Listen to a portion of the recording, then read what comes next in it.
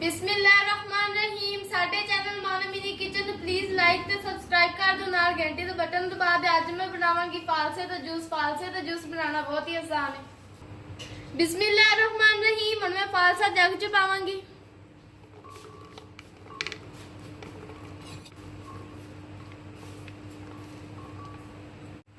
बिस्मिल्लाहिर्रहमानिर्रहीम। हुण मैं चीनी पावांगी।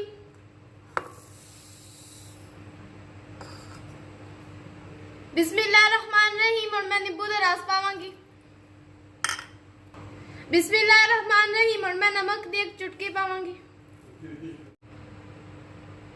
बिस्मिल्लाहिर्रहमानिर्रहीम। हुण मैं जग च पानी पावांगी।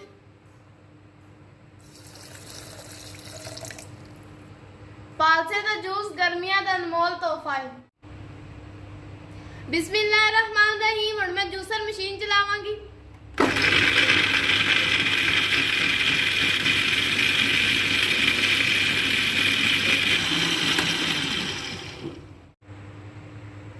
अल्हम्दुलिल्लाह जूस तैयार हो गया। बिस्मिल्लाहिर्रहमानिर्रहीम। हुण मैं जूस गिलासां च पावांगी।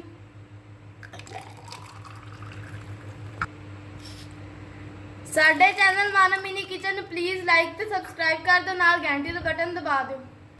साडी वीडियो पसंद आई होवे तो कमेंट करके जरूर दसो।